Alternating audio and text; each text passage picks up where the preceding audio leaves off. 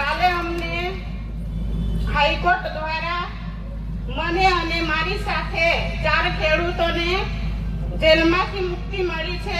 નામદાર હાઈકોર્ટનો અમે આભાર માનીએ છીએ.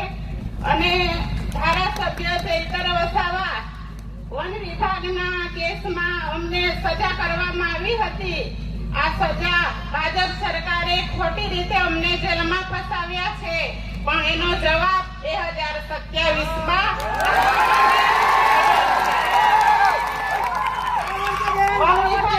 ખેડૂતોનો પાક કાપી નાખવામાં આવ્યો છે.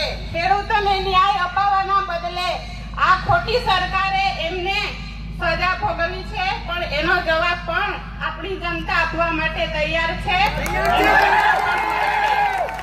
આજે ધારાસભ્ય ચૈતર વસાવા આદિવાસી સમાજ માટે ઘણી લડત આપે છે, ત્યારે આ ભાજપ સરકારને ગમતું નથી, એટલે રાજકીય કિન્નાખોરી રાખી ખોટી રીતે એમને વારંવાર જેલ ભોગવે છે, પણ એનો જવાબ પણ આ જનતા આપવા માટે તૈયાર છે.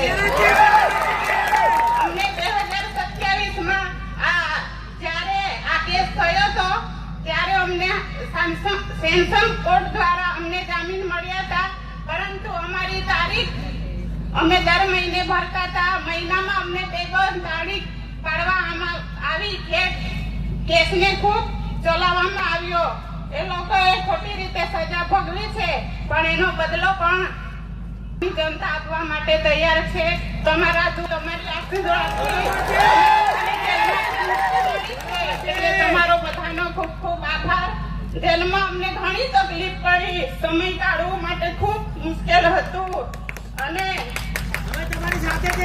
અમને ખૂબ તકલીફ પડતી હતી, પરંતુ તમારા આશીર્વાદથી અમે બહાર આવ્યા છે. તમારો બધાનો ખૂબ ખૂબ આભાર.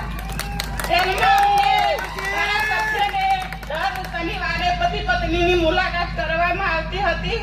તમારા બધાને સાહેબની તબિયત પણ સારી છે. તમને બધાને સમાચાર આપ્યા છે. બધાને મારી યાદ આપજો, અને ટૂંક સમયમાં અઠવાડિયામાં ચૈતર વસાવાને પણ જામીન મળશે. નામદાર હાઈકોર્ટનો અમે આભાર માનીએ છીએ. ન્યાય પ્રણાલિકા પર પૂરો ભરોસો છે. આપણને ન્યાય ચોક્કસ મળશે. સત્ય પરેશાન થઈ શકે છે, પરંતુ પરાજિત થઈ નહીં. સત્યનો હંમેશા વિજય થયો છે. તમે બધા મોટી સંખ્યામાં આવ્યા, અમને સમર્થન આપ્યું, એ બદલ તમામનો આભાર. જય આદિવાસી, જય જોહાર.